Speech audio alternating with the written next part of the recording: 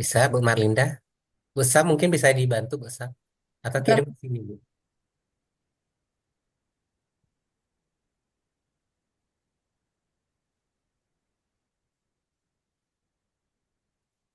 udah kelihatan, Pak. Oh ya, ini udah mantap nih. Ayo, silakan, Bu.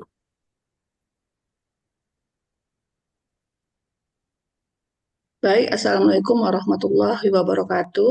Waalaikumsalam Waalaikumsalam warahmatullahi warahmatullahi wabarakatuh. wabarakatuh. Saya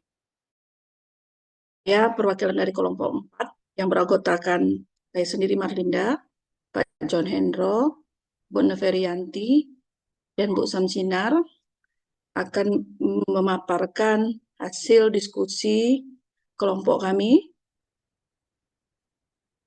tentang pendidikan bermutu. Kebetulan di 4 sekolah kami ini dengan tingkatan yang berbeda. Pak John Hendro di SMK, saya sendiri di SMA, Bu Noveri di eh, SMP. SD ya, SMP, Bu Samsinar di SD. Jadi punya tingkatan yang berbeda dan dengan kondisi pasti yang berbeda pula. Pada kesempatan ini, bagian yang akan kami sampaikan tentang input pendidikan, proses pendidikannya berupa output, outcome, serta manajemen supervisi. Kemudian tujuannya di sini untuk mengidentifikasi faktor-faktor kunci yang berkontribusi pada pendidikan berkelanjutan. Baik, yang pertama tentang input pendidikan. Kita berbicara tentang kualifikasi dan kualifikasi guru dan sarana serta prasarananya. Untuk di MP 3 Bangkinang, itu yang Bu Noverianti sendiri itu 90% gurunya sudah bersertifikasi dan 100% sudah lulusan S1. Mungkin tidak kita sangka lagi rata-rata guru sekarang sudah minimal S1. Mungkin ada guru-guru yang hampir pensiun yang masih ada D3. Kemudian di SDN 147 memiliki 24 guru yang bersertifikasi dari 36 guru. Ada yang S1 dan ada yang S2. Sementara untuk SMA Pak John, ini sekolah besar, SMK Pak John, ini SMK 2 Pekanbaru, itu sudah ada S3-nya. Dan hampir 95% sudah bersertifikasi. Saya sendiri, sebenarnya karena saya pengawas, Pak, banyak sekolah yang saya bina gitu, tapi saya sengaja ambil sekolah yang memang notabene sekolah ini masih baru, yang masih jumlah gurunya sedikit, juga siswanya masih sedikit, serta kondisinya masih serba kekurangan. Di sini kualifikasi guru rata-rata sudah S1, tapi yang bersertifikasi itu baru 30%. Dan guru-guru di sini kebanyakan masih P3K yang baru lulus. Jadi benar-benar baru eh, mengajar di tempat tersebut. Kemudian sarana dan prasarana sudah jelas kalau SMP 3 Bangkinang ini juga sudah lengkap, sudah ada perpustakaan, sudah ada labor, baik labor IPA dan komputer. Begitu juga dengan SD 147 serta SMK, SMK 2 apalagi itu sudah paling lengkap mungkin sarana prasarananya.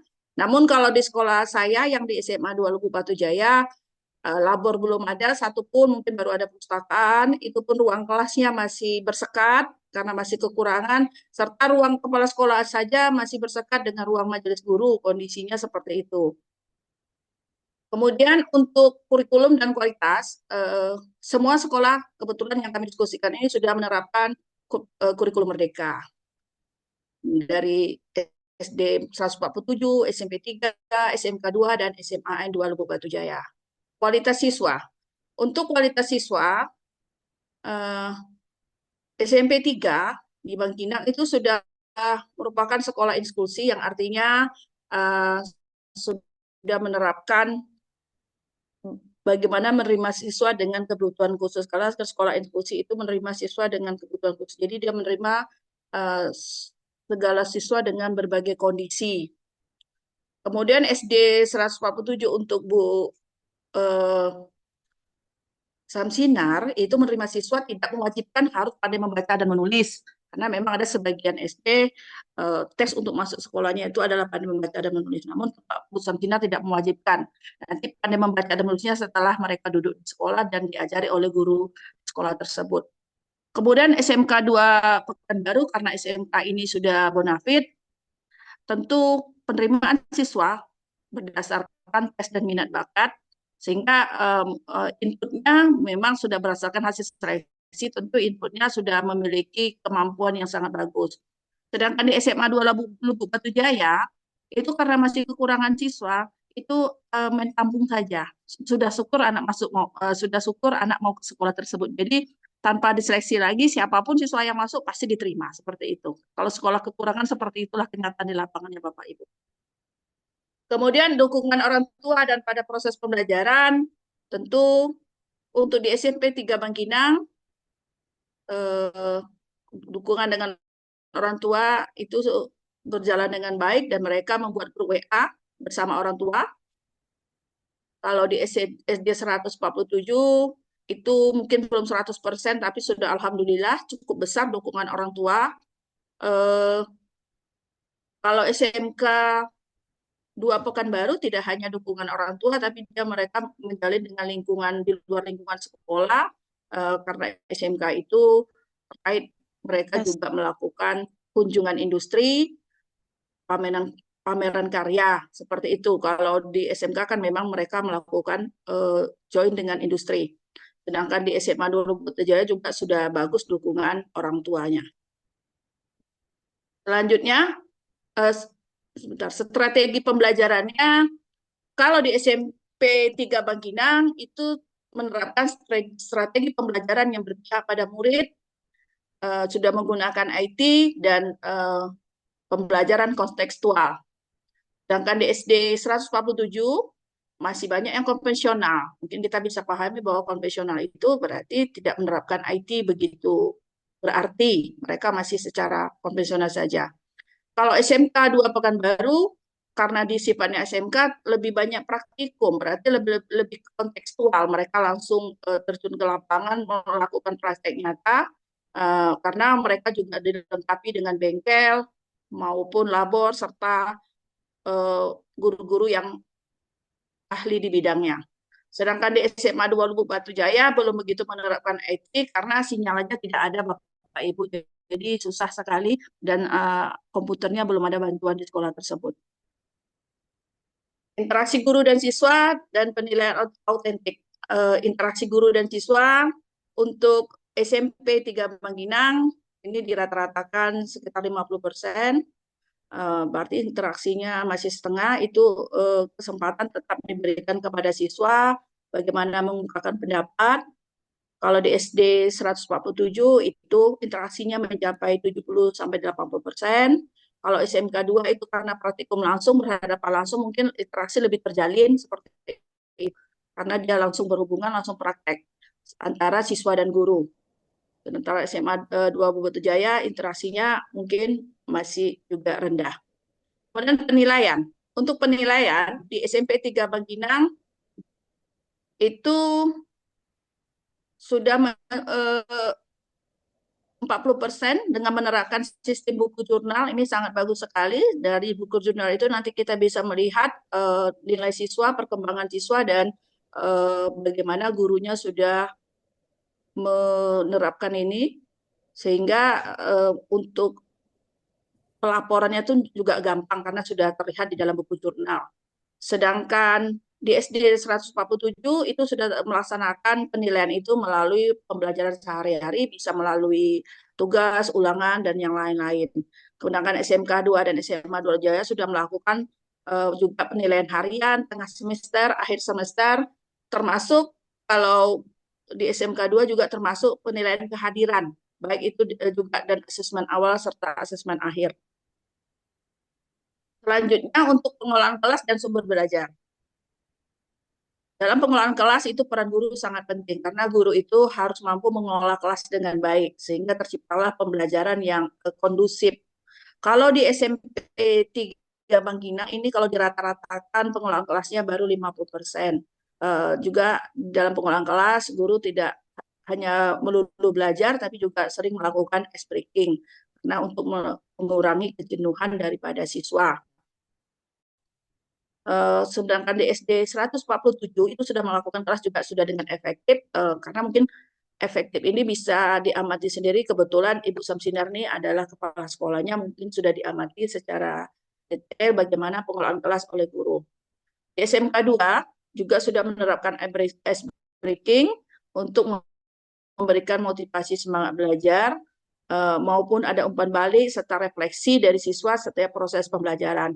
Kalau di SMA 2 Lubuk Batu Jaya, pengelolaan kelasnya sudah lumayan, namun ada juga beberapa guru yang belum begitu bagus mengelola kelas. Itu saya ketahui dari laporan kepala sekolahnya, bagaimana ada guru terkadang dia sedang belajar tapi guru siswanya banyak yang hilir mudik keluar masuk dibiarkan saja, seperti itu ada ditemukan, memang tidak banyak. Jadi di situ pengelolaan kelas dari gurunya sendiri belum begitu mampu dia mengelola kelas. Kemudian sumber belajar, ya jelas sumber belajar kalau di SMP 3 itu sudah, karena dia tadi penerapannya sudah menggunakan IT, berarti sudah banyak menggunakan video-video pembelajaran yang bisa dilihat bersama dalam proses pembelajaran.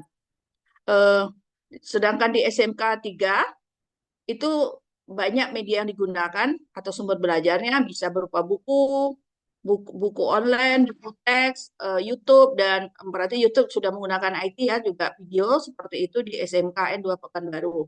Dan juga dia sudah mendatangkan guru tamu dari luar, dari industri untuk membekali ilmu para peserta didiknya. Maka SMK 2 ini udah selangkah lebih maju dibandingkan sekolah-sekolah kami yang bertiga ini gitu, karena mereka juga sudah mendatangkan guru dari luar. Mungkin untuk kita masih terbatas kalau mereka sudah sering seperti itu. Di SMA 2 Labu Batu Jaya itu masih menggunakan buku yang ada perpustakaan karena mereka belum punya ruang komputer, belum ada komputer, dan buku perpustakaan itu juga masih jumlahnya terbatas. Kemudian output dan outcome pendidikan, hasil belajar. Hasil belajar di SMP 3 Bangkinang rata-rata memuaskan. Begitu juga di N 147. Kalau di SMKN 2 Pekanbaru itu sangat besar sekali hasil belajarnya dengan dikemukakan sebesar 98%, berarti sedikit sekali hasil belajarnya yang mengecewakan. Sementara di SMA 2 Lubuk Jaya mungkin boleh dikatakan masih banyak di bawah standar. Kemudian kepuasan, kita tentu berbicara kepuasan dengan hasil belajar itu akan bersinergi. Kalau hasil belajarnya bagus, tentu kepuasan orang tua akan sangat besar seperti itu. Karena dengan sekolah yang banyak siswanya belum hasilnya memuaskan, pasti kepuasan orang tua juga tidak begitu besar. Kemudian daya saing, kita akan tahu bahwa sekolah yang bonafit, sekolah yang lengkap, sekolah yang maju, tentu daya saingnya semakin besar. Seperti SMKN 2 Pekanbaru, kebanyakan siswanya sudah melanjutkan ke PTN ataupun bekerja di perusahaan. Kalau SMP sudah bisa bersaing, SMP 2 3 Bangkinang, sekolah ini sudah bisa bersaing di sekolah yang ternama. Sementara alumni SD 147 juga sudah bisa masuk ke sekolah SMP favorit. Ini artinya baik SMP 3, SMP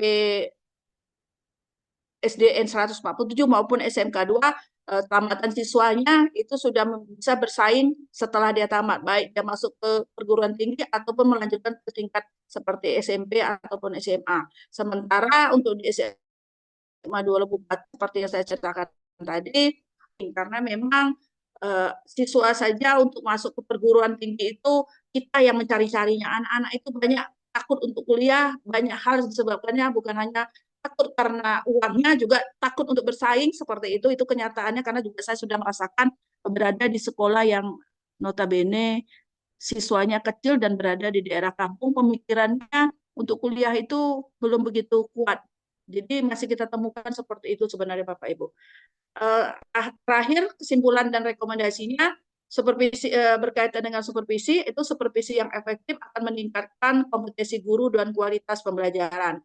Supervisi yang terstruktur dan berbasis kebutuhan akan mampu meningkatkan kompetensi guru. Frekuensi dan kualitas berdampak pada kepatuhan guru dalam menerapkan standar pembelajaran. Jadi supervisi itu diinginkan struktur dan sesuai kebutuhan. Kemudian supervisi yang berbasis refleksi dan pembinaan. Jadi memang diharapkan supervisi yang diadakan oleh kepala sekolah itu harus ada refleksi dan ada pembinaan berkelanjutan. Itu dapat meningkatkan kepuasan siswa serta orang tua. Sekolah perlu meningkatkan frekuensi supervisi. Artinya memang kita harus sering-sering supervisi. Semakin sering mungkin semakin lebih baik. Kadang sekolah ada yang menerapkannya setahun sekali. Tapi kalau setiap sebulan kita adakan supervisi itu mungkin lebih baik. Akan memberikan pelatihan yang relevan dan mendorong refleksi diri guru untuk meningkatkan mutu pendidikan. Demikian paparan dari kelompok 6. Saya akhiri. Wassalamualaikum warahmatullahi wabarakatuh. Waalaikumsalam warahmatullahi wabarakatuh.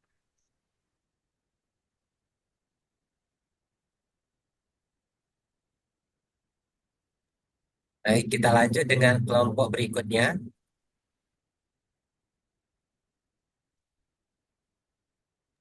Ya, belum itu kelompok 3 ya. Kelompok 3, kelompok 2, dan kelompok 1.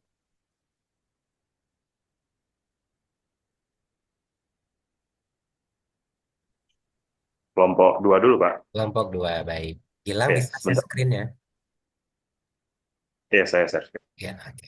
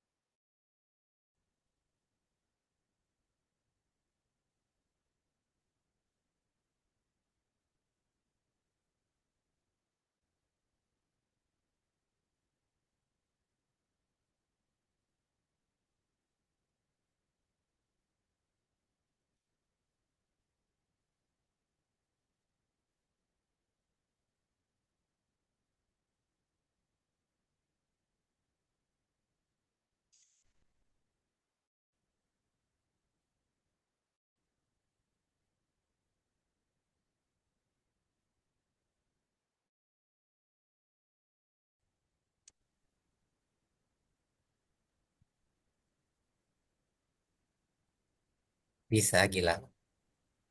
Itu Oke.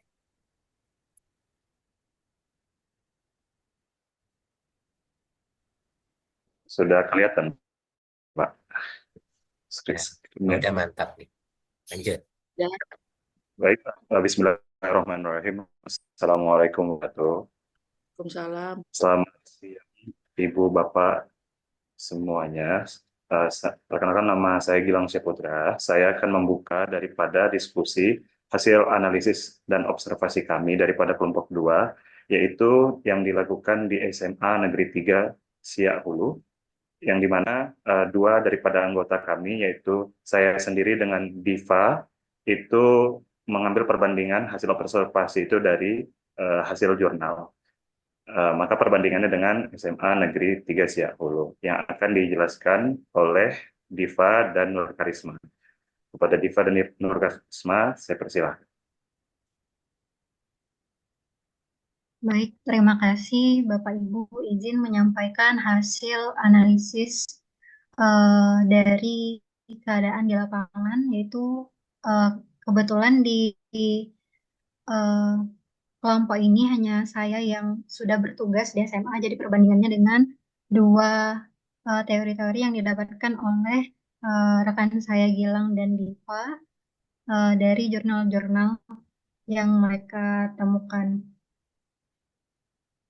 Baik, yang pertama, untuk input pendidikan ada kualifikasi dan kompetensi guru, kemudian ada ketersediaan sarana prasarana, kurikulum yang relevan, kualitas siswa yang masuk, dan dukungan orang tua dan masyarakat. Kita masuk kepada yang pertama, kualifikasi dan kompetensi guru. Next, Gilang.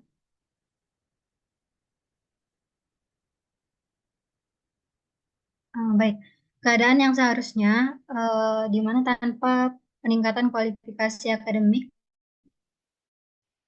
kecil kemungkinan guru akan profesional. Guru pun mesti memiliki 4 kompetensi, yaitu kompetensi pedagogik, kompetensi profesional, kompetensi sosial, dan kompetensi kepribadian moral. Ini menurut Garuda Kemendikbud 2021. Mana keadaan di lapangan di SMA Negeri 3 Siaul itu, tenaga pendidiknya memiliki kualifikasi pendidikan paling rendah itu adalah S1. Kemudian di mana keadaan guru yang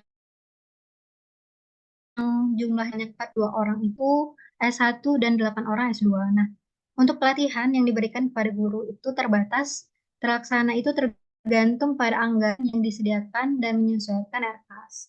Untuk pelatihan luring itu yang diberikan pada tahun 2023 sampai 2024 itu biasanya sebanyak 4 kali dalam setahun. Nah, narasumber itu biasanya berasal dari luar sekolah yang berkompeten.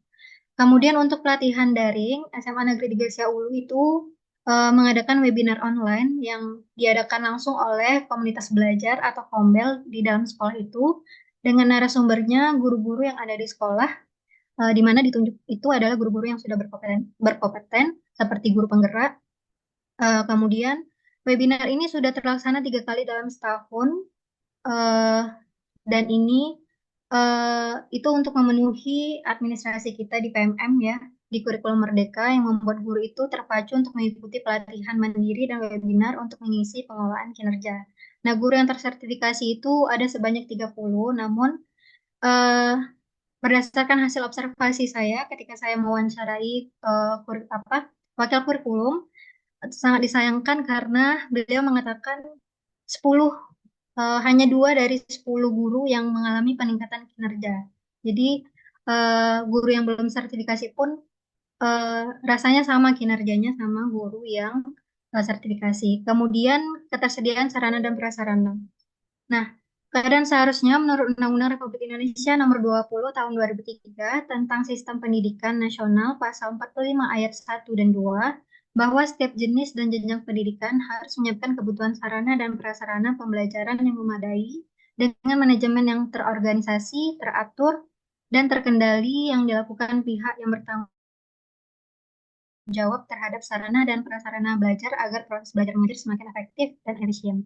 Nah, untuk keadaan di lapangan, di SMA Negeri 3 Siaulu itu memiliki ruang belajar itu sejumlah 21, di mana laboratoriumnya ada 2, TIK dan laboratorium IPA, perpustakaannya ada 1 dan belum digital. Kemudian teknologinya yang tersedia itu ada fasilitas WiFi, tapi belum merata yang di setiap kelas, jadi itu menjadi kendala saat melaksanakan pembelajaran berbasis teknologi. Kemudian masih banyak sarana dan prasarana yang belum tersedia di SMA Negeri 3 Siaulu.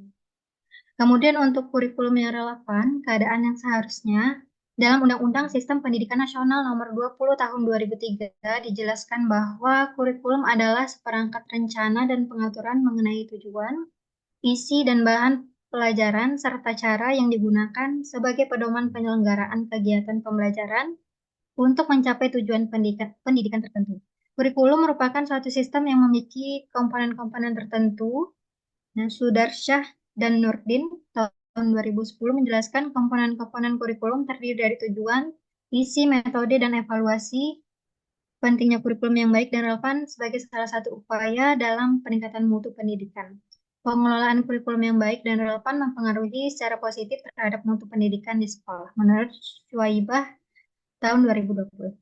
Nah, untuk keadaan di lapangan SMA Negeri 3 Siaulu, kurikulum yang digunakan adalah kurikulum merdeka sesuai peraturan Kemendikbud. Nah, penerapannya sudah menyesuaikan dengan kebutuhan siswa, guru, maupun perkembangan zaman. Artinya, kurikulum merdeka yang dilaksanakan di sekolah ini sudah dimodifikasi menyesuaikan. Nah, modifikasinya berupa kelas yang dengan pilihan mapel sesuai dengan minat siswa dan ketersediaan guru mapel. Maksudnya, contohnya di SMA Negeri 3 Siaul itu tidak ada guru mata pelajaran geografi, maka kelas dengan pilihan mata pelajaran geografi itu hanya ada 2 kelas dan yang mengajar tidak linear. Gitu. Kemudian kualitas siswa yang masuk. Nah, keadaan yang seharusnya kualitas siswa yang masuk dalam pendidikan bermutu dapat diukur melalui indikator akademik, non-akademik, karakter, dan latar belakang. Aspek akademik mencakup nilai, tes masuk, serta literasi dan numerasi. Sementara aspek non-akademik meliputi motivasi belajar, kreativitas, dan keterampilan sosial. Karakter seperti kejujuran, disiplin, dan daya juang juga menjadi faktor penting, didukung oleh lingkungan keluarga dan akses terhadap sumber belajar. Dengan menilai indikator ini secara holistik, institusi pendidikan dapat memastikan penerima siswa yang berpotensi berkembang secara optimal. Nah, untuk keadaan di lapangan, untuk SMA negeri tentu melaksanakan PPDB sebagaimana umumnya. Kemudian letak geografis SMA 3 Siaulu ini Bapak Ibu berada di pinggiran kota, ya, di mana merasakan dampak baik dengan adanya sistem zonasi yang pada saat itu presentasinya 50%. Nah, siswa yang berprestasi itu biasanya yang ada di pinggiran kota kan akan memilih sekolah-sekolah yang favorit dulu ketika sistem zonasi tidak terlalu banyak presentasinya. Nah, maka yang masuk di SMA Negeri 3 Siaulu itu biasanya dapat dikatakan yang tidak mampu masuk ke sekolah-sekolah favorit. Namun, semenjak adanya sistem zonasi yang presentasinya itu lumayan besar, maka ini berdampak baik. Banyak siswa-siswa yang berprestasi dan memiliki keterampilan masuk di SMA ini, dan juga jika dilihat motivasi motivasi belajar siswanya juga jadi baik. Jadi kualitas siswanya yang masuk juga lebih baik dari tahun-tahun sebelumnya. Kemudian dukungan orang tua dan masyarakat, keadaan yang seharusnya dalam Undang-Undang Nomor 20 Tahun 2003 tentang Sistem Pendidikan Nasional disebutkan beberapa peran yang dapat dilakukan masyarakat dalam penyelenggaraan pendidikan yang diatur dalam Pasal 54 Ayat 1. Peran serta masyarakat dalam pendidikan meliputi peran serta perseorangan, kelompok, keluarga, organisasi, profesi, pengusaha, dan organisasi kemasyarakatan. Keadaan di lapangan, eh, jujur dikatakan bahwa dukungan orang tua dan masyarakatnya tergolong rendah. Kenapa? Kerja sama guru dan orang tuanya itu masih terbilang kurang. Nah, orang tua itu cenderung hanya menyerahkan sepenuhnya anaknya kepada sekolah untuk dibimbing, diajar. Ya, jadi tidak ada kerjasama antara guru, orang tua, komunikasi yang baik itu tidak ada. Bagaimana si anak di rumah, apakah dia betul eh, belajar atau tidak, itu tidak ada. Kemudian kerjasama masyarakat dengan sekolah juga terbilang kurang karena terlihat dari masyarakat yang acuh, bahkan memberi ruang siswa untuk terlambat ke sekolah sampai merokok. Jadi Bapak Ibu, keadaannya di lingkungan itu kan banyak warung-warung. Jadi ketika mereka datang terlambat gitu, jadi mereka masih memperbolehkan siswa itu nongkrong di warung tersebut, ya kan, tidak segera gitu masuk sekolah. Jadi itu tergolong eh, dukungan masyarakatnya masih kurang seperti itu. Seharusnya tidak begitu. Kemudian dilanjutkan dengan proses pendidikan. Yang pertama, penerapan strategi pembelajaran.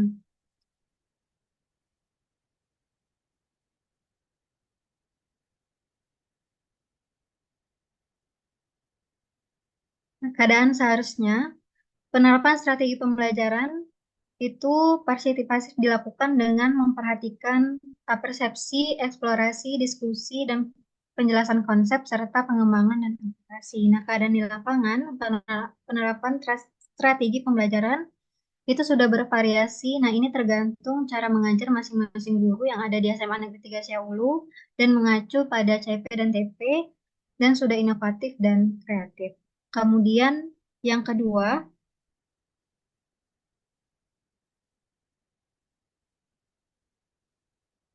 kualitas interak yang kedua kualitas interaksi guru dan siswa. Keadaan seharusnya dalam melaksanakan tugasnya, seorang guru tidak hanya menguasai bahan ajar dan memiliki kemampuan teknis edukatif, tetapi memiliki juga kepribadian dan integritas pribadi yang dapat diandalkan sehingga menjadi sosok panutan bagi peserta didik, keluarga, maupun masyarakat.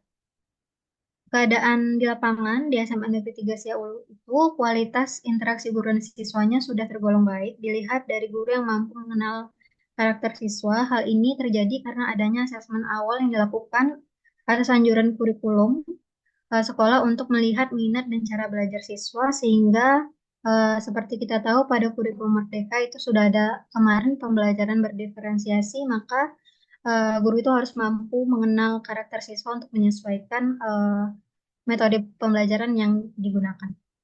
Kemudian yang ketiga, implementasi penilaian yang autentik. Nah, keadaan seharusnya penilaian autentik diidentikan dengan evaluasi yang berlandaskan keadaan nyata dan langsung, yang berfokus pada edukasi aktif dan perhitungan yang tidak selalu tetap, namun memiliki tolak ukur yang jelas.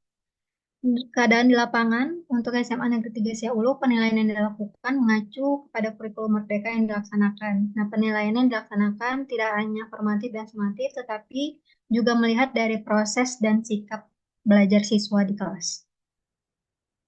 Kemudian selanjutnya pengelolaan kelas yang efektif. Keadaan seharusnya pengelolaan kelas adalah salah satu aspek paling kompleks dari manajemen proses pembelajaran yang mengumpulkan perhatian dari guru berpengalaman dan pemula. Di mana keadaan di lapangan, disiplin positif sudah diterapkan di SMA Negeri Hulu.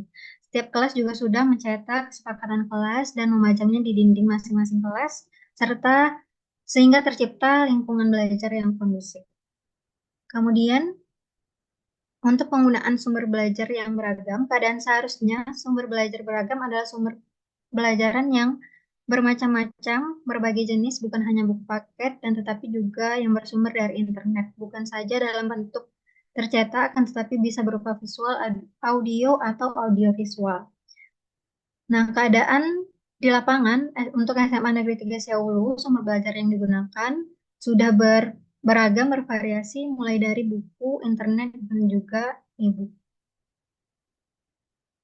Selanjutnya, untuk output dan outcome pendidikan. Untuk yang pertama, hasil belajar siswa. Untuk penggunaan untuk hasil belajar siswa,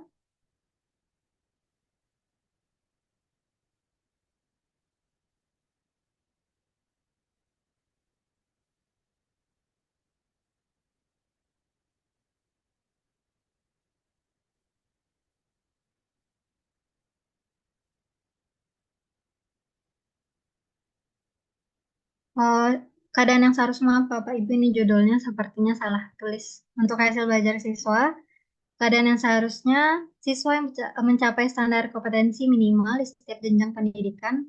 Siswa mampu berpikir kritis, memecahkan masalah, dan mengaplikasikan ilmu dalam kehidupan nyata. Tingkat kelulusan siswa mencapai 100% di setiap jenjang pendidikan dasar dan menengah. Untuk keadaan di lapangan, SMA Negeri 3 Siabulu, presentasi hasil belajar siswa yang naik kelas dan lulus itu sudah mencapai 100%, dan keterampilan AP21 dan kreativitas siswa juga tergambar dalam rapor P5-nya. Selanjutnya, kepuasan siswa dan orang tua. Keadaan seharusnya mutu pendidikan dapat dikatakan baik apabila sebuah layanan pendidikan memenuhi spesifikasi yang ada. Mutu pendidikan sebagai instrumen untuk menilai produk sudah memenuhi standar atau belum, masih bersifat relatif dan tidak eksklusif. Definisi relatif tentang mutu pendidikan memiliki dua aspek, yaitu menyesuaikan diri dengan spesifikasi dan memenuhi pelanggan atau user. Dalam hal ini yang disebut pelanggan adalah siswa dan orang tua. Nah, untuk keadaan di lapangan, kepuasan siswa dan orang tua sudah ditunjukkan sangat baik. Selanjutnya, daya saing lulusan. Keadaan seharusnya lulusan yang bermutu tidak hanya bila siswa atau lulusan memiliki kemampuan atau kompetensi hanya pada aspek kognitif saja, tetapi semua aspek yaitu kognitif, psikomotorik, dan afektif. Hal ini sesuai dengan PP 32 tahun 2013 tentang Standar Nasional Pendidikan pasal 25 ayat 4 yang dinyatakan standar kompetensi lulusan sebagaimana mencakup sikap, pengetahuan, dan keterampilan. Untuk keadaan di lapangan, lulusan siswa di SMA Negeri 3 Ulu yang masuk perguruan tinggi negeri itu sebanyak 54 orang dan perguruan tinggi swasta itu sekitar 7 orang. Hal ini dapat dikatakan baik karena rata-rata untuk di SMA Negeri 3 Ulu itu ekonomi keluarga siswa itu tergolong menengah ke bawah, di mana orang tua itu masih kurang edukasi untuk melanjutkan pendidikan ke perguruan negeri. Jadi untuk yang lulus 54 ke perguruan tinggi itu sudah tergolong banyak Bapak Ibu, karena rata-rata kurang dukungan orang tua itu untuk anak-anaknya melanjutkan pendidikan. Selanjutnya, peningkatan karakter dan sikap siswa. Keadaan yang seharusnya, pendidikan karakter dibuat sebagai upaya peningkatan karakter dan sikap siswa.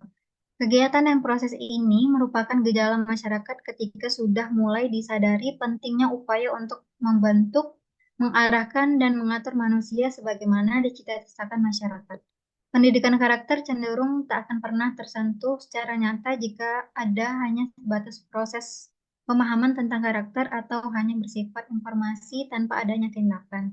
Untuk keadaan di lapangan, karakter dan sikap siswa di SMA Negeri 3 Siaulu terjadi peningkatan karena proses pembelajaran yang tadi itu baik.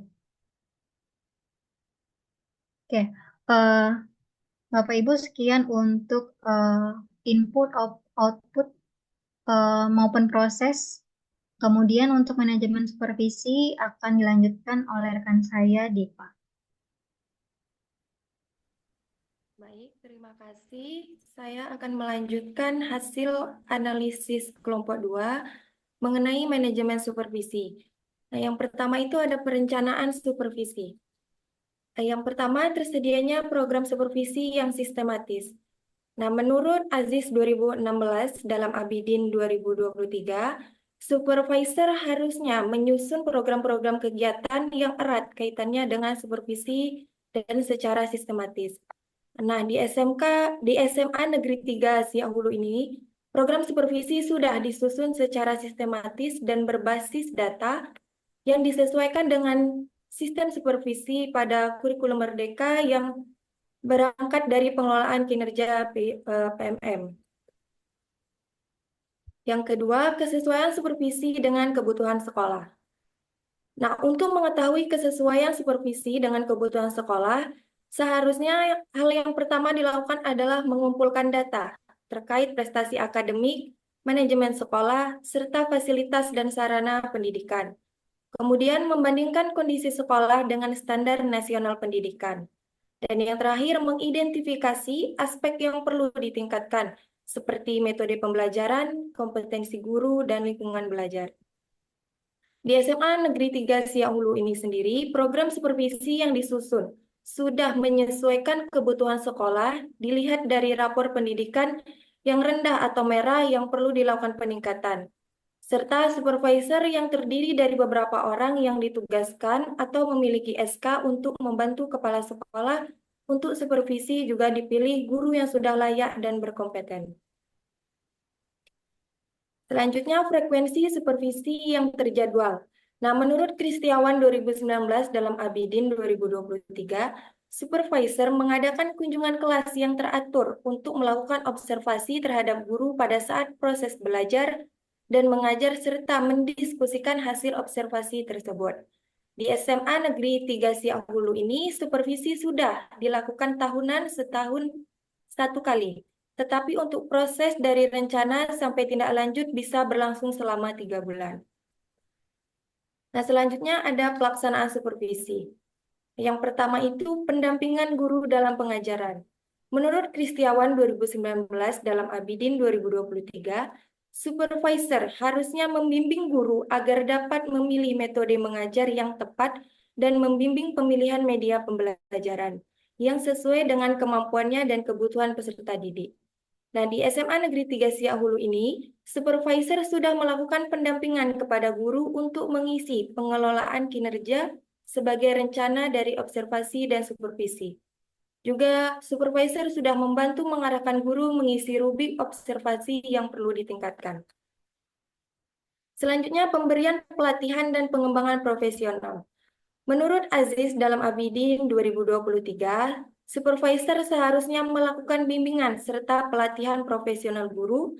Dalam hal ini, supervisor hendaknya memiliki data yang relevan terkait guru yang memang memiliki tingkat kualifikasi yang mumpuni atau guru yang masih kurang profesional.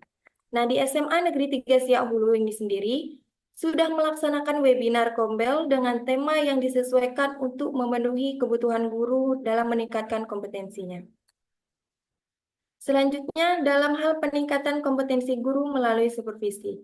Menurut Aziz 2016 dalam Abidin 2023, Supervisor seharusnya melakukan penilaian terhadap proses pembelajaran, misalnya cara mengajar guru, metode penyampaian pembelajaran, dan sebagainya. Nah, di SMA Negeri 3 Siak Hulu ini, rencana supervisi akademik sudah disiapkan oleh guru dilaksanakan dengan mempersiapkan segala komponen, mulai dari modul sampai penilaian dan refleksi. Selanjutnya, evaluasi berkelanjutan terhadap pembelajaran. Nah, menurut ASIS 2016 dalam Abidin 2023, supervisor seharusnya melakukan evaluasi terhadap hasil dari pelaksanaan program supervisi. Artinya, supervisor harus bisa menilai apakah program yang telah disusun sudah berjalan sesuai dengan harapan atau tidak. Misalnya, melalui program supervisi yang telah disusun, guru tersebut semakin terbina atau malah sebaliknya.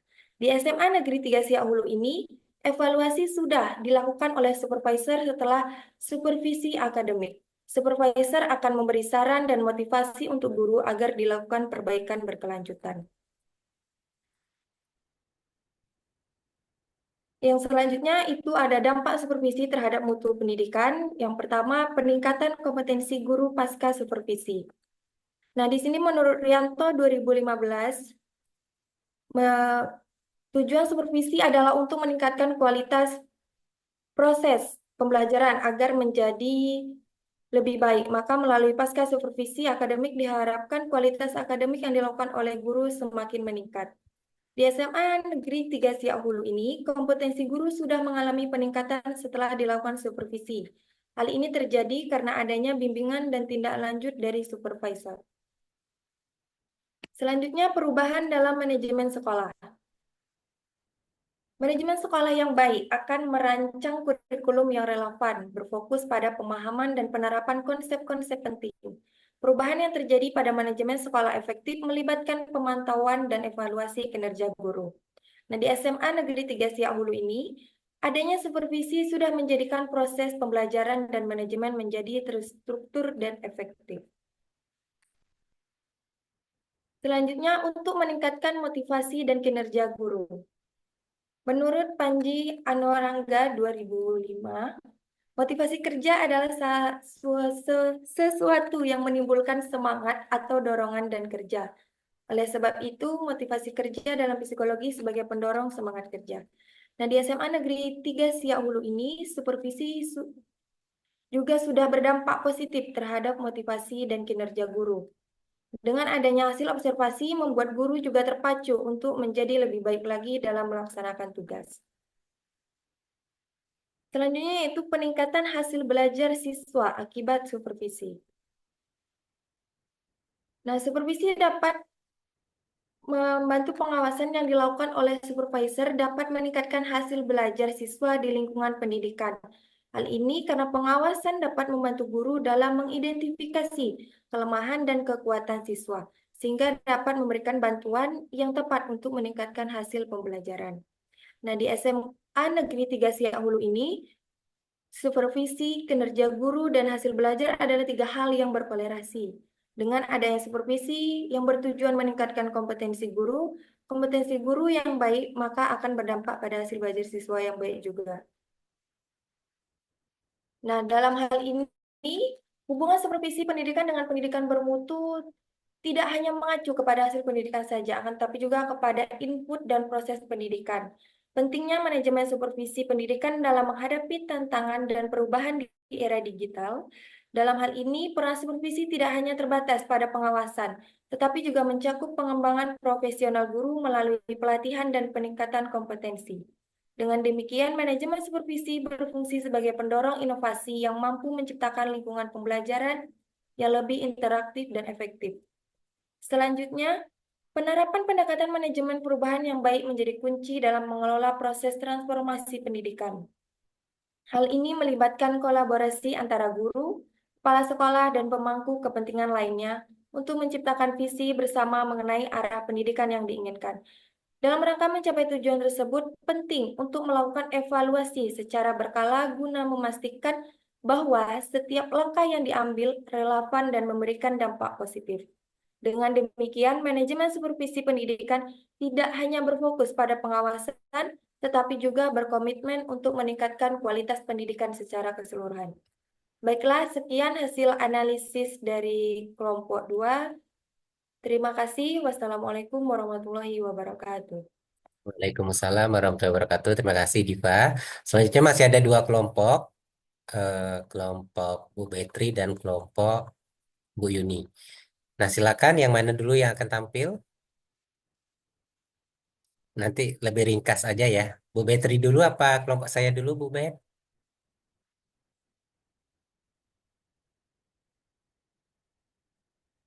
Kami kelompok 3 dulu. Oh ya, oke, silakan kelompok 3. Kita ringkas aja ya, Bu ya. Ya, Prof ya. Ya, Ya, silakan Bu.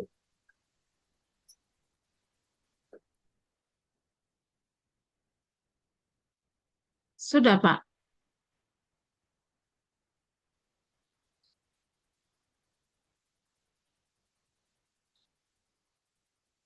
Belum, udah Bu. Ya, silakan Bu Olen ya. Yang Bu Olen yang nyampaikan itu. Saya share screen. Baik, terima kasih kesempatan yang diberikan. Eh, sel-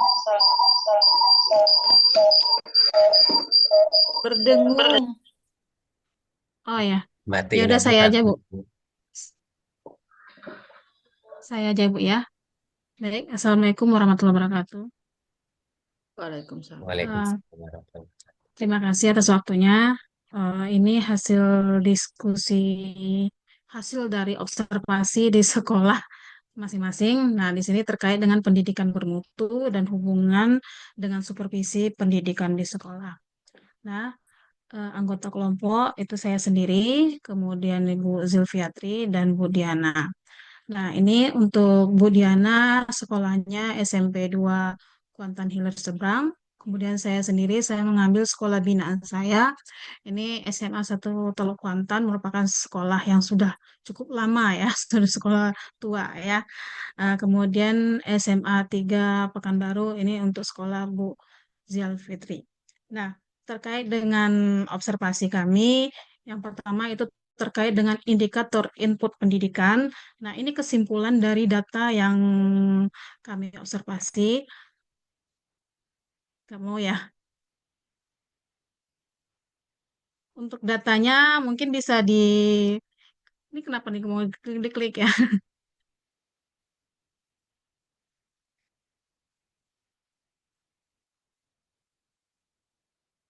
Baik. Nah, mengingat waktu yang cukup panjang Bapak Ibu membacanya, jadi silakan mungkin Bapak Ibu bisa baca ya. Ini kami ambil saja kesimpulan dari yang kami peroleh. Nah, terkait dengan input pendidikannya. Nah, ini Bapak Ibu untuk SMA, SMP 2 Kuantan Hilir, SMA 1 Teluk Kuantan, dan SMA 3 Pekanbaru. Jadi, kalau dilihat pada umumnya di sini sekolah itu untuk SMP 2 itu gurunya sudah S1 dan satu orang S2. Nah, dan sudah memenuhi standar nasional pendidikan. Kalau pada SMA 1 Teluk Kuantan, jumlah guru lumayan banyak karena memang jumlah sekolah yang besar. Nah, di sini ada yang S1-nya 63 orang, S2-nya 9 orang. Dari segi pendidikan, ada juga guru kita yang tidak linear ijazahnya dengan mata pelajaran yang diajarkan. Nah, itu salah satunya di sini ada ekonomi, mapel yang diajarkan itu sosiologi, jadi tidak linear. Kemudian ijazahnya agribisnis pertanian, mapel yang diajarkan itu adalah PKWU. Tapi kalau ini mungkin masih bisa lah untuk PKWU ya Bapak Ibu ya. Nah, kalau pada SMA Pekanbaru, ini juga dari segi kualifikasi pendidikan sudah SNP, bahkan juga sudah ada yang S2.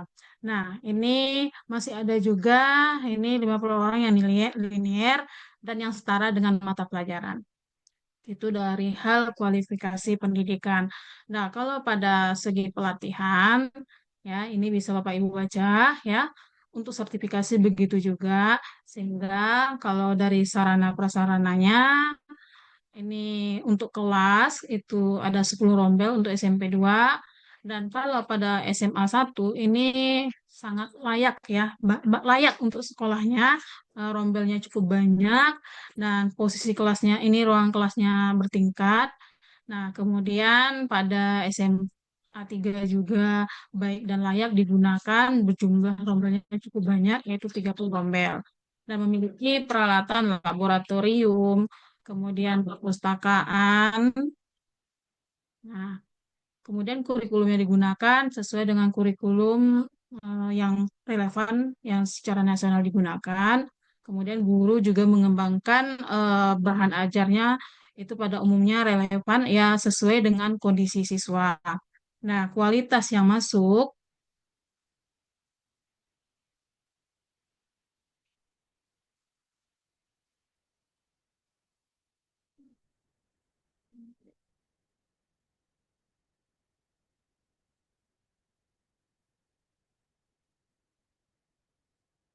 untuk kualitasnya ini berdasarkan kemampuan awalnya siswa yang masuk itu ada yang tanpa seleksi seleksi khusus disesuaikan Bu dengan Betri, zonasi. Ya, slide-nya enggak berpindah. nggak berpindah. Aduh, berarti sinyalnya nih. Gimana nih?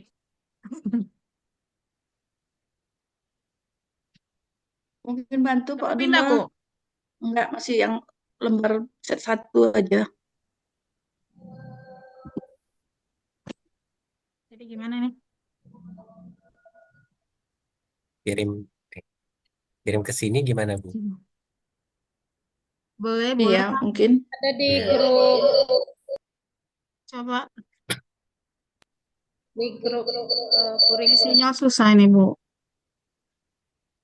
Mungkin bisa bantu Pak Abdullah itu nanti share screen.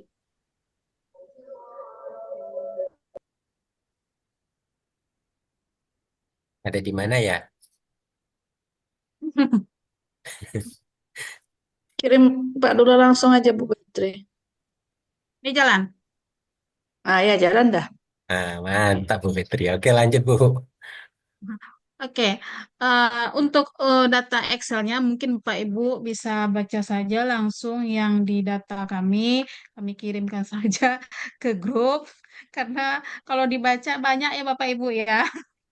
Saya kirim di grup aja Bapak Ibu ya.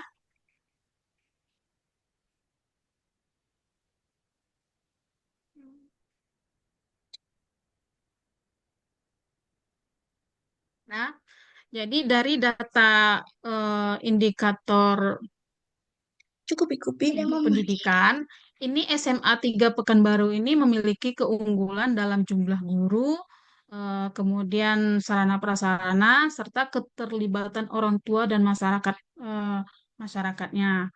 Kemudian untuk SMA 1 Teluk Kuantan ini unggul dalam aspek pengembangan kompetensi gurunya karena mereka melakukan pelatihan ya yang rutin. Bahkan mereka juga mengadakan kegiatan ini di Kombelnya. Jadi berbasis kebutuhan ini berdasarkan hasil apa melalui hasil dari supervisi. Nah, kemudian SMP 2 Kuantan Hilir Seberang ini meskipun dia memiliki sarana yang terbatas, tapi dia tetap menerapkan kurikulum merdeka dan ini sesuai dengan kebutuhan siswa. Kemudian, jadi dapat disimpulkan di sini, semua sekolah itu pada umumnya telah menerapkan kurikulum yang sesuai dengan perkembangan zaman dan kebutuhan siswa, meskipun ada, eh, ini nggak nampak ini, meskipun ada, apa ini, meskipun ada kebatasan implementasi dan kesiapan dari sarananya. Kemudian, jadi peningkatan ini dapat difokuskan pada pelatihan guru agar lebih merata. Ini harapannya. Nah, jadi peningkatan infrastruktur pembelajaran berbasis teknologi juga memperkuat keterlibatan orang tua dan masyarakat dalam pendidikan. Ini harapan dari inputnya. Kemudian indikator yang berikutnya yaitu SMA 3 Pekanbaru ini unggul dalam penerapan teknologi dalam pembelajaran itu berbasis proyek. Ini pada umumnya mereka melaksanakan PJBL ya. Nah, jadi ada menerapkan PJBL serta lingkungan kelas yang lebih kondisional interaktif. Kemudian SMA 1 memiliki keunggulan itu dalam interaksi guru serta penerapan asesmen formatif yang lebih bervariasi. Jadi SMA 1 ini melaksanakan asesmen formatif. Kemudian SMP 2 Kuantan Hilir itu sudah menerapkan strategi pembelajaran yang baik, tetapi perlu meningkatkan budaya pembelajaran aktif, pemanfaatan teknologi, dan akses terhadap sumber belajar digital. Jadi secara keseluruhan, ketiga sekolah ini memiliki keunggulan masing-masing ya, namun dapat diperbaiki lebih menitik beratkan pada pemberian umpan balik, refleksi pembelajaran, serta pemanfaatan teknologi dalam proses belajar mengajarnya. Nah, kemudian untuk output dan outcome pendidikannya, untuk SMA 3 Pekanbaru ini memiliki sistem pendidikan yang lebih komprehensif dan terukur. Nah, sekolah ini menekankan keterampilan abad 21, kreatif, daya saing lulusannya dengan pendekatan berbasis data. Nah, dan siap untuk menghadapi dunia kerja dan pendidikan lebih lanjut. Untuk SMA 1 Teluk Kuantan juga memiliki sistem yang baik. Nah, fokus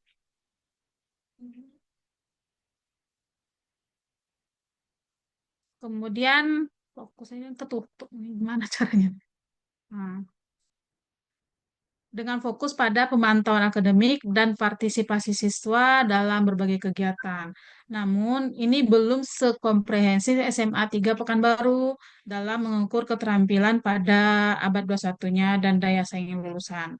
Sedangkan pada SMA 2, SMP 2 Kuantan Hilir, ini masih perlu meningkatkan sistem pengukuran, output dan outcome pendidikannya. Di sini perlu ada strategi lebih konkret dalam pengembangan keterampilan abad 21, kreativitas, serta evaluasi terhadap hasil pendidikan dan kesiapan siswa menghadapi tantangan di masa depan.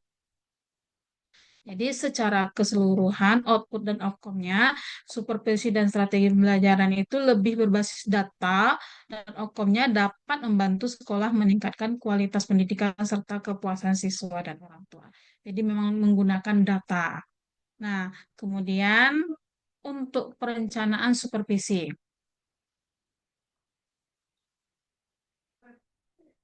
SMA 3 Pekanbaru ini sistem supervisi yang ini paling terorganisir, dia fleksibel, berbasis data, dengan mekanisme yang jelas dan pembagian tugas yang supervisinya itu dirancang untuk tidak mengganggu proses pembelajaran dan memastikan setiap guru mendapat umpan balik yang konstruktif.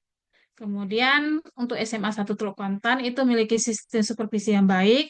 Dia berbasis evaluasi dari kinerja guru dan penyesuaian terhadap eh, tantangan pembelajaran. Namun belum ada mekanisme yang sedetail SMA 3 Pekanbaru dalam pelaksanaannya. Nah, untuk SMP 2 Kuantan Hilir itu telah memiliki sistem supervisi yang berjalan, tetapi masih perlu memperluas metode pelaksanaan dan bagaimana data supervisi itu digunakan untuk meningkatkan kualitas pembelajaran. Dan ini perlu ada pendekatan yang lebih mendalam dalam pengambilan keputusan supervisi. Nah, secara keseluruhan, supervisi di ketiga sekolah ini sudah berjalan dengan baik, tetapi SMA 3 Pekanbaru ini memiliki sistem yang lebih unggul dalam perencanaan, pelaksanaannya, dan tindak lanjutnya. Nah, ini untuk pelaksanaannya. Ini Kuantan Hilir, ini dilakukan terjadwal dengan observasi kelas dan refleksi. Guru setelah itu juga mendapatkan pelatihan dan bimbingan untuk meningkatkan metode pembelajaran. Jadi evaluasi itu dilakukan secara berkelanjutan dengan umpan balik untuk perbaikan. Untuk SMA 1 Teluk Kuantan itu melalui observasi kelas dan refleksi membantu meningkatkan pengajaran. Kemudian guru juga didampingi dalam pengembangan profesional dan penerapan metode inovatif. Evaluasi rutin itu memastikan perbaikan pembelajaran. SMA 3 Pekanbaru berfokus pada pembimbingan dan pembinaan guru. Umpan balik dan pelatihan itu akan bantu peningkatan kompetensi dan inovasi mengajar. Ini supervisi terhadap mutu pendidikan. Pada SMP 2, itu supervisi itu sangat membantu guru dalam menerapkan metode pembelajaran variatif dan meningkatkan kompetensi mereka. Karena ini dalam supervisi, karena melalui pengelolaan kinerja di PMM, ini sangat menuntut sekali kepada guru untuk meningkatkan kualitas pembelajarannya. Jadi sehingga ada dilakukan melalui proses supervisi berbasis coaching. Nah, kolaborasi antara kepala sekolah, guru, dan pengawas itu semakin kuat, menciptakan pembelajaran yang lebih sesuai dengan kebutuhan siswa. Guru juga lebih siap dalam menyusun perangkat pembelajaran dan berdampak pada peningkatan hasil belajar hasil belajar siswa. Ini SMP 2 ini merupakan salah satu sekolah penggerak. Nah, kemudian SMA 1 Teluk Kontan juga termasuk sekolah penggerak di mana dalam supervisi itu mendorong guru untuk menggunakan metode inovatif dan teknologi dalam pembelajaran. Manajemen sekolahnya itu semakin efektif dengan lingkungan belajar yang lebih kondusif dan disiplin positif. Nah, gurunya merasa lebih percaya diri, termotivasi, dan semangat dalam mengajar. Yang akhirnya juga ini berdampak pada pemahaman siswa yang meningkat secara signifikan. Pada SMA 3, itu guru menjadi lebih sadar akan pentingnya pengembangan profesional dan menerapkan teknik mengajar yang lebih efektif. Nah, supervisi juga membantu manajemen sekolah dalam mengidentifikasi dan menyelesaikan permasalahan secara sistematif. Dengan lingkungan belajar yang lebih mendukung, hasil belajar siswa meningkat baik dalam aspek akademik maupun keterampilan sosialnya. Nah, hubungan supervisi pendidikan dengan pendidikan bermutu, bahwa pendidikan bermutu itu memiliki beberapa indikator utama, seperti nilai akademik, keterampilan abad 21, kepuasan siswa dan orang tua, daya saing lulusan, serta pembentukan karakter. Dari analisis di ketiga sekolah ini, ditemukanlah bahwa evaluasi akademik telah diterapkan secara berkala untuk meningkatkan pemahaman siswa. Selain itu, sekolah mendorong siswa untuk berpikir kritis, berkolaborasi, serta menggunakan teknologi dalam proses belajar.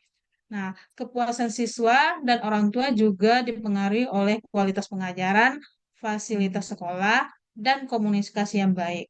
Nah, mayoritas lulusan dari ketiga sekolah itu mampu melanjutkan ke jenjang pendidikan tinggi atau bekerja sesuai minat dan keterampilan mereka. Selain itu, sekolah menanamkan nilai moral, disiplin, dan tanggung jawab melalui kegiatan pembiasan dan ekstrakurikuler.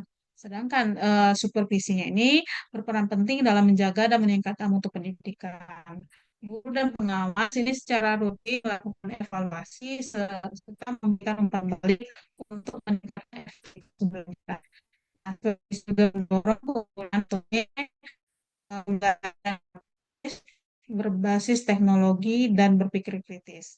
Selain itu, komunikasi aktif juga antara sekolah dan orang tua semakin diperkuat, sehingga meningkatkan kepuasan terhadap layanan pendidikan. Sekolah juga memastikan bahwa lulusannya siap menghadapi tantangan pendidikan tinggi atau dunia kerja. Tak hanya itu, supervisi membantu penerapan pendidikan karakter masuk kedisiplinan dan nilai moral siswa. Dengan demikian, supervisi pendidikan berperan penting dalam menciptakan lingkungan belajar yang kondusif, meningkatkan kualitas belajar, serta mempersiapkan siswa menghadapi masa depan. Dan semua ini merupakan kesimpulan dari data kami yang Excel yang sudah bikin di grup Bapak Ibu. Jadi saya tidak membaca datanya secara keseluruhan. Jadi sekian Bapak Ibu, saya ucapkan terima kasih. Wassalamualaikum warahmatullahi wabarakatuh. Waalaikumsalam warahmatullahi wabarakatuh. Terima kasih dari kelompok 3 ya. Kemudian kita ke kelompok terakhir, mungkin nanti lebih dipersingkat saja. Kita akan bersama dengan Bu Yuni atau adik kita si burung camar ya, Feby ya. Oke, silakan saya share screen dulu. Mohon izin, Prof. Apakah sudah terlihat, Bapak Ibu? Ya, kami persilakan kepada rekan kami, apakah Bu Yuni atau Feby, silakan untuk memulai Sudah, slide. Pak. Ya, silakan. Baik, terima kasih kepada Pak Abdullah. Yang saya hormati Pak Jaya yang selaku dosen mata kuliah pada siang hari ini dan yang saya sayangi teman-teman sekalian. Baik Bapak Ibu, mohon maaf karena saya sedang di luar, jadi suaranya agak terganggu. Perkenalkan, nama saya Feby Suryaningsih, saya dari kelompok 1. Kami terdiri dari 3 orang, yaitu Pak Abdullah, Bu Yuni, dan saya sendiri Feby. Di sini kami akan menjelaskan sebuah diskusi atau PPT yang sudah kami buat mengenai hasil analisis supervisi pendidikan di TK Aisyah Bustanul Atfal, kemudian SMP Negeri 7 Pekanbaru, dan yang terakhir yaitu MTS Negeri 3 Siak. Selanjutnya Pak. Untuk latar belakang sendiri, analisis supervisi pendidikan di sekolah bertujuan untuk meningkatkan kualitas pembelajaran dan profesionalisme guru. Menurut Alamuddin, tahun 2020, supervisi pendidikan adalah proses pembinaan yang dilakukan secara sistematis untuk membantu guru dalam meningkatkan kompetensinya. Glickman, Gordon, dan Ross Gordon pada tahun 2018 menekankan bahwa supervisi harus bersifat kolaboratif dengan pendekatan relatif yang mendorong pengembangan diri guru. Selain itu, menurut Suhertian, pada tahun 2021, supervisi efektif harus menciptakan lingkungan kerja yang kondusif agar guru merasa didukung dalam meningkatkan kualitas pengajaran. Dengan demikian, supervisi pendidikan berperan strategis dalam meningkatkan mutu pendidikan melalui pembinaan profesional yang berkelanjutan. Nah, pada slide ini kita akan membahas tentang indikator pendidikan bermutu. Yang pertama yaitu input pendidikan. Untuk indikatornya sendiri yaitu kualitas dan kompetensi guru, di mana TK Asia itu 85% itu gurunya S1 dan sisanya belum S1. Dan di SMP negeri dan MTS Negeri 3 Siak itu tidak jauh berbeda, rata-rata gurunya 100% itu S1. Kalau di SMP Negeri 7 itu 2 orang S2. Begitu juga di MTS 3 Siak itu 2 orang itu S2. Kemudian untuk pelatihan sendiri di TK Aisyah itu dilakukan minimal 1 kali pelatihan dalam 1 tahun. Untuk SMP dan MTS sama, tidak jauh berbeda, yaitu dilakukanlah 4 kali pelatihan dalam 1 tahun. Kemudian untuk di TK sendiri itu 20% guru telah terverifikasi, dan untuk SMP Negeri 7 Pekanbaru itu 90% guru telah sertifikasi dan 70% lagi guru telah sertifikasi di MTS Negeri 3 Siak.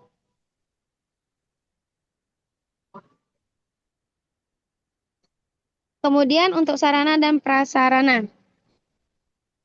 Di TK Aisyah sendiri itu ada 3 ruang kelas dan 5 set peralatan permainan. Kemudian ada juga ruang istirahat dan kemudian ada juga 2 WC untuk siswa. Untuk SMP Negeri 7 Pekanbaru dan MTS Negeri 3 Siak itu tidak jauh berbeda. Di SMP Negeri 7 itu ada 15 kelas, 1 laboratorium, 1 perpustakaan, 1 ruang UKS, ruang komputer, lapangan bermain, ruang gugus depan, 1 musola, gudang, peralatan olahraga, kantin, ruang kantor, ruang OSIS, dan ruang BK. Kalau untuk di MTS Negeri 3 Siak, itu ada 9 kelas, 1 laboratorium, 1 perpustakaan, 1 ruang UKS, ruang komputer, lapangan bermain, ruang gugus depan, 1 musola, 1 ruang peralatan, gudang, peralatan olahraga, kantin, ruang kantor, OSIM, dan juga ruang BK. Kemudian untuk kurikulum sendiri, kurikulum di TK Aisyah itu menggunakan kurikulum Merdeka. Untuk SMP Negeri 7 Pekanbaru dan MTS SIA itu juga sama, kelas 7 dan 8-nya menggunakan kurikulum Merdeka, kelas 9-nya menggunakan kurikulum K13. Untuk kualitas siswa masuk itu kalau TK sendiri itu tanpa seleksi, kalau untuk SMP Negeri 7 dan MTS Negeri 3 SIA itu kualitas siswa yang masuk rata-rata kemampuan awal di bawah rata-rata standar dan motivasi belajar. Mereka masih kurang. Kemudian untuk dukungan orang tua sendiri untuk di TK Asia itu sama dengan di SMP Negeri 7 dan juga MTS Negeri 3 SIA. Adanya dukungan orang tua dan partisipasi masyarakat sehingga sekolah menunjukkan peningkatan yang signifikan. Kemudian proses pendidikan. Yang pertama yaitu adalah penerapan strategi pembelajaran.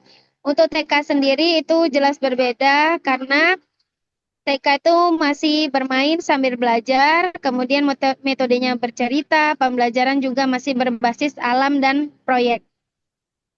Untuk SMP Negeri 7 itu berpusat pada siswa berbasis teknologi, aktif dan kolaboratif, pembelajaran berbasis proyek, kemudian pembelajaran juga berdiferensiasi. Kemudian untuk MTS Negeri 3 SIA itu berpusat pada siswa di mana berbasisnya itu teknologi, aktif, kolaboratif, pembelajaran juga berbasis proyek, pembelajaran berdiferensiasi, dan penerapan kines strategi. Kemudian untuk kualifikasi interaksi guru dan siswa. Ini di antara 3 sekolah ini sama, yaitu adanya interaksi guru dengan siswa yang baik, adanya motivasi yang baik, kemudian komunikasi yang baik, dan umpan yang baik.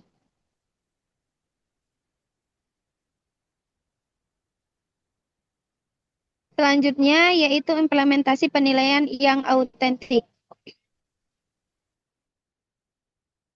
Di TK dilakukan sebuah observasi, kemudian cek list perkembangan.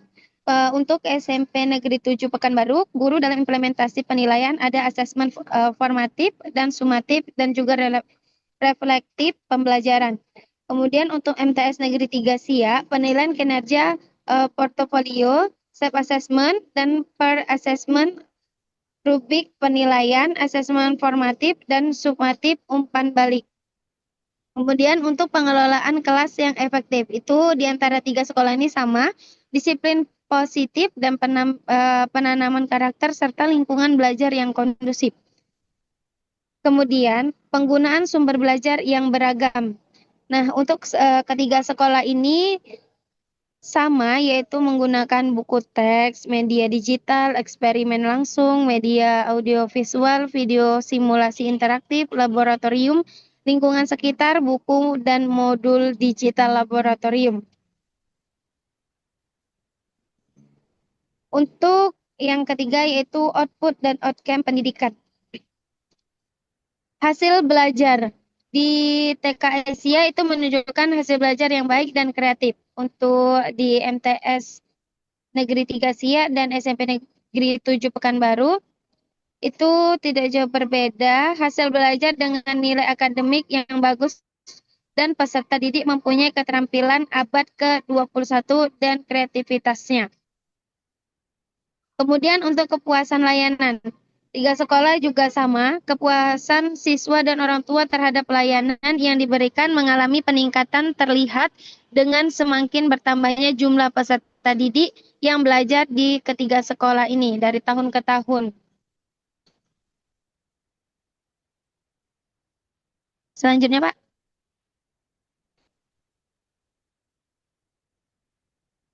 Kemudian untuk daya saing lulusan, di TK sendiri itu sebagian besar siswa diterima di SD negeri, kemudian di SMP Negeri 7 Pekanbaru, siswa rata-rata melanjutkan ke jenjang lebih tinggi dan melanjutkan ke sekolah negeri dan favorit.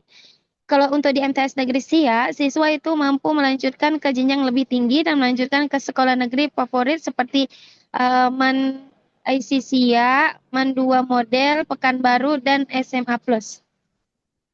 Untuk peningkatan karakter sendiri, itu ketiga sekolah sama, adanya peningkatan karakter dan sikap siswa ke arah penanaman nilai-nilai moral yang lebih baik, mempunyai sikap disiplin yang teratur, serta mempunyai rasa tanggung jawab atas apa yang diberikan kepadanya.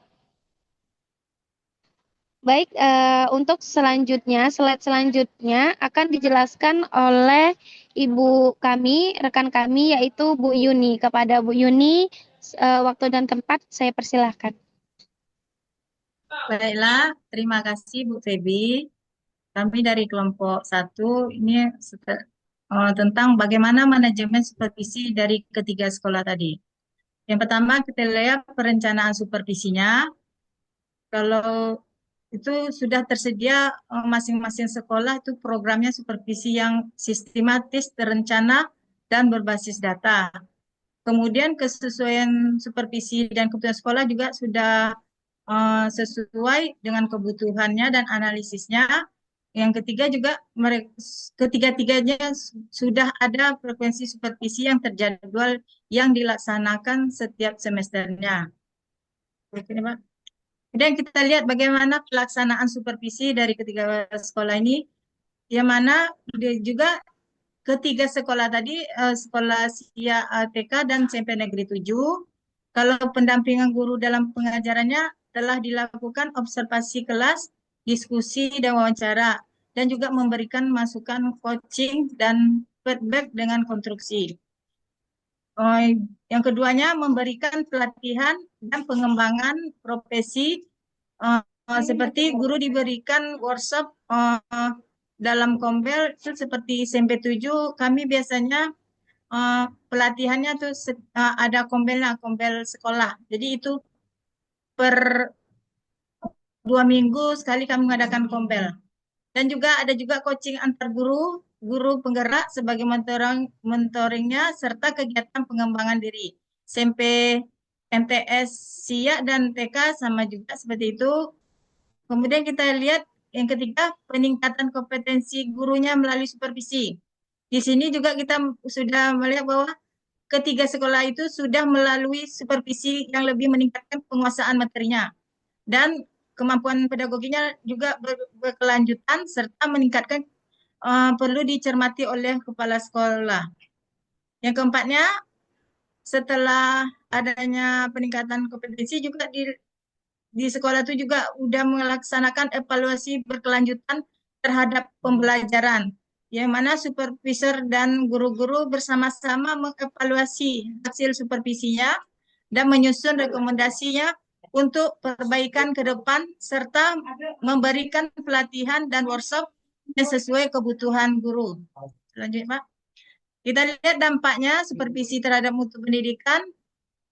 Kalau dampaknya untuk peningkatan kompetensi pasca supervisi itu udah ada nampak peningkatan, yang mana guru mulai tampak pasca supervisi, namun tidak semua guru yang bisa mempertahankan inovasinya. Kadang guru-gurunya hanya sewaktu setelah supervisi, kadang tidak ada juga apa. Itu kalau di SMP 7. Tapi kalau SMP MTS SIA mungkin udah berkelanjutan, dan juga mungkin di TK udah ada peningkatan. Kedua, perubahan dalam manajemen sekolahnya, di mana adanya peningkatan efektivitas kepala sekolah untuk meningkatkan kinerja guru dan staf sekolah, juga meningkatkan mutu layanan pendidikan, mengoptimalkan perencanaan dan pengelolaan sekolah, dan juga dapat membangun budaya refleksi dan perbaikan berkelanjutan. Kemudian kita lihat juga dampak supervisi ini dapat meningkatnya motivasi dan kinerja guru. Setelah diadakan supervisi, ada rasa kepuasan kerja dan antusiasnya mengajar untuk bekerja. Itu ketiga-tiga sekolahnya juga sama, itu dapat meningkatkan motivasi dan kerja guru, dan juga peningkatan hasil belajar siswa akibat supervisi. Kita lihat supervisi ini berimbas pada peningkatan hasil belajar siswa, di mana guru telah mencoba menerapkan pembelajaran yang aktif, kreatif, dan menarik. Dan kita lihat lagi bagaimana hubungan supervisi pendidikan dengan pendidikan yang bermutu. Supervisi yang efektif meningkatkan kompetensi guru yang mana berpengaruh pada kualitas pembelajaran dan hasil belajar siswa. Dan kita lihat frekuensinya, itu frekuensi dan kualitas ini, supervisi berdampak langsung pada kepatuhan guru dalam menerapkan standar pembelajaran. Supervisi juga dia berbasis refleksi dan pembinaan coaching pada inovasi pendidikan dan juga meningkatkan kepuasan guru, siswa, dan orang tua. Kesimpulannya, jadi kami dari 3 sekolah ini berkesimpulan bahwa supervisi pendidikan berperan penting dalam meningkatkan mutu pendidikan. Implementasinya supervisi yang efektif itu membutuhkan strategi yang tepat dan dukungan semua pihak. Dan juga supervisi yang baik itu mendorong perbaikan berkelanjutan dalam dunia pendidikan. Demikian kelompok kami, kelompok 1 yaitu dari Pak Abdullah, saya sendiri, Bu Yunisa Fitri, dan Bu Febi Suryaningsi. Saya kembalikan lagi kepada Bapak Ketua, kepada Pak Abdullah, kami persilakan. Baik, terima kasih banyak. Nah, demikian tadi seluruh kelompok sudah menyampaikan hasil dari PPT mereka masing-masing. Nah, kita mohon ke Prof. Jaya untuk mungkin menyimpulkan dari apa yang telah disampaikan tadi. Eh, kita beri waktu. Ya, Prof. Silakan, Prof. Sebentar ya, saya share. Tadi saya sudah share PowerPoint di grup. Saya share aja sedikit lah ya, agar jelas. Ini saya sudah coba cerita, nulis-nulis sedikit ya. Ini ada beberapa alternatif judul. Kalau salah salah apa namanya, salah kelompok, maaf ya. Ini mungkin coba-coba. Ini yang kelompok 1 yang terakhir tadi ya. Ini alternatif judul. Ini saya sengaja buat 55 gitu ya.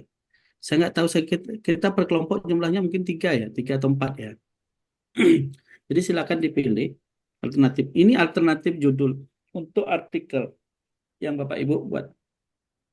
Disesuaikan aja dengan nama sekolahnya dan sebagainya kan. Karena kan rata-rata saya memperhatikan ada apa namanya, mirip-mirip lah ya antara judul yang kelompok 1 dengan yang lain ya, dalam hal permasalahan. Jadi nanti silakan dipilih, disesuaikan masing-masing 1 ambil ya untuk artikelnya 1. Saya tadi mikirnya mau dua satu kelompok, 1 artikel 2 orang gitu, tapi nanti pasti ada yang tertinggal gitu. Jadi kita buat aja 1 orang, 1 kelompok 1. Saya bantu di sini. Nanti pekan depan masing-masing sudah punya semacam abstraksinya dari data yang kita punya, yang ada tadi, yang sudah kita set. Nanti tinggal kita tambah-tambah lagi untuk pengambilan datanya. Pekan depan baru pertemuan 7 ya, Bapak? 6. Ya, pekan depan pertemuan 7 mungkin agak lama ya kita diskusinya. Kalau hari ini kita selesai nih ya, selesai zuhur udah pulang lagi kita semua. Nah, pekan Boleh, depan Pak. Selesai zuhur, selesai. Selesai Ini ini. judulnya Ini bagus zuhur nih, ini Prof. kita istirahat langsung selesai. Pekan depan itu agak panjang karena saya ingin kita share masing-masing apanya, abstraknya. Teman silakan dibuat. Ini Judulnya alternatif bagus saja. nih, Prof. Boleh berubah dari sini, boleh. Boleh Ini tidak cocok dari sini, boleh. Tidak sesuai, nggak apa-apa. Silakan saja. Tapi judulnya saya udah kan bagus loh, Prof. Udah bagus judulnya. Jadi setiap sekelompok Bagaimana? satu apa, Prof? Satu kelompok satu apa atau masing-masing? 1 orang, 1 artikel. Masing-masing. Ya, masing-masing 1 artikel. Besok dipresentasikan. Begitu. Silakan nanti disesuaikan. Karena memang ada juga yang saya buat ini, misalnya di kelompok 2 tadi ya. Ya kelompok 2 ini kan semuanya dari Siak Hulu, karena memang cuma 1 ya. Kelompok 2 yang sekolah ya. Iya, Ya, Prof. betul, cuma 1. Hanya 1, Prof. Ya, jadi nggak apa-apa lah. cuma satu. Tapi mungkin ini bisa dirubah karena bisa saja nanti yang lain itu mengambil tema-tema yang seperti kelompok satu ini kan ada yang tema PK. yang tidak ada Umum. sekolahnya, itu boleh diambil dari situ. Kalau ini kan semuanya rata-rata sekolah, ketemunya sekolah aja semua masalahnya. Itu ya. Jadi silakan, ini bebas, silakan untuk diambil, disesuaikan. Dan jadi masing-masing besok itu sudah buat apa namanya, buat abstraknya. Jadi artikel abstrak. Nah, gabungkan dalam satu PowerPoint, udah itu kita presentasi sekali. Gitu. Itu minggu depan ya, Prof ya? Minggu depan. Oke ya, cukup ya? Paham ya? Oke. Jadi satu orang satu ya, Prof, artikelnya. Iya, benar. Jadi satu orang satu, silakan nanti diselesaikan. Kalau berdua, tapi nanti kasihan kalau dalam satu kelompok cuma 3 orang kan, jadi berdua susah. Oke gitu ya, Bapak Nah, Ibu ya. Prof, satu lagi Prof. Misalnya silakan. kalau tidak terindeks Sinta, boleh nggak Prof? Hmm, boleh sih. Apa-apa. Ini Artinya kan itu baru harus artikel. publik, harus publik, Prof. Ini kan Kan kita baru belum artikel, Pak kita Abdullah. belum Belum sampai publish, ke sana. Jurnal. belum publish. Kita coba lihat dulu Baru abstraknya. artikelnya aja kan, Prof. Ya, Ya, belum Nah, belum dipublish, Untuk Pak. belum. formatnya itu seperti Judul abstrak, sudah itu saja untuk pekan depan. judul dan Judul abstrak dan saja. abstrak saja. Ya, Oh, dari nama judul apa sama tadi? nama mahasiswanya ya. Kami tadi terpikirnya, Prof, ya seperti artikel lengkap lah, dari pendahuluan sampai Belum, latar belum. belakang. Udah Saya suruh cemas. teman-teman gantung diri kan gitu. Sabar Bu. Nah, itulah Kira-kira ada ya, Prof? terdiam tadi, Ada. Prof. Terdiam sebentar merenung seminggu siap nggak gitu. Saya Sampai suruh segitu, Bu Linda. ya. Nanti teman-teman mau berhenti gara-gara itu kalau saya suruh langsung. Termenung juga sebentar. Ya. Ya Ada berarti lagi? judul sama abstrak. Pak, Ya, ini Prof. satu orang satu judul ya, Pak? Ya, satu orang Ya. satu judul. Ya. Prof, izin Pak, apabila kan data saya ada tuh Pak, cuma belum ke share ke grup gitu Pak, gimana Pak? Boleh saya pakai SMP 50 selain Batu Sanggar sama SMP 26 Pak? Boleh. Tapi menurut saya biar simpel, tidak usah sampai 3 sekolah. 1 sekolah Oh, gitu. saja. Itu Bukan dua aja, biar ya. lebih simpel. Karena kalau kita harus ngambil data 3 sekolah itu berat. Oh gitu, siap. Ya, ambil aja 1 sekolah. Sekolah Saya masing-masing kan aja ya Prof. mempertimbangkan juga, memberi tugas itu mempertimbangkan ini berat badan juga. Jadi nanti takutnya teman-teman turun berat badannya. Ya apa-apa Pak. Buat aja Yang lebaran. pengen turun Ayo. badan semangat ini. Oke, gitu aja ya. Ya Prof. Ya. Terima kasih ya. Kita Boleh, foto Pak. dulu Ini Prof. Foto sudah dulu ambil ya Prof. takbir di depan. Jadi Pak, sebentar Pak lagi. sudah. Ya, Tadi kan ada silakan. judul abstrak pakai daftar pustaka langsung atau gimana Pak? Enggak. Itu saja. Jangan menambah Nambah beban. beban Ibu nih namanya Ibu. Nah, Cukup Bu Linda, cukup. Jangan menambah itu beban saja. dulu, udah mau Minggu rayu. depan ya. Judul sama abstrak. Ya. Ya. Ya, siap. Oke deh. Kita Assalamualaikum. foto dulu, foto dulu aja dulu. Kita foto dulu, Foto dulu Prof. untuk dokumentasi. Bu Foto Indah, dulu, foto Prof. dulu Bu Indah. Ya, Nanti foto lah, diminta foto. sama Rodi, nanti saya difoto Ya, dulu. silakan. Indah Izin ya. saya nggak bisa Ya, buka silakan apa, open kamera dulu. video. Kamera nggak bisa. Lagi Nah, ya jalan. udah yang bisa aja. Oke, itu mundur ya. 3, 2, 1. Oke. Lagi, sekali lagi. Go. Ini Lagi. Semangat kalau Terima foto-foto kasih ya Pak Abdullah. Prof. Terima kasih Pak Jaya arahannya hari ini. Udah ya, silakan istirahat. Selamat berbuka puasa Pak John. Cepat. Ya, terima kasih Pak. Kepala Itulah. Saya dari SMP Baru keluar wajah asli Pak John tuh. Tadi nggak keluar wajah aslinya dong. Iya Ibu minta Tidur ini. presentasinya. Bu, Pak John tolong presentasinya. Oh, baru keluar dari kendaraan minta presentasi ada aja. Dan awak pun nggak tahu tadi Pak John. Kelompok kalau satu kami makan dan rambut. atur sama Pak Abdullah, ya Pak Abdullah, Bu Yun udah selesai. Kami kayak gitu. Oke lah, udah ya. Nanti Izin saya keluar ya. sholat. Ya. Makasih banyak. Assalamualaikum warahmatullahi Assalamualaikum. wabarakatuh. Ya, Waalaikumsalam. selamat masak.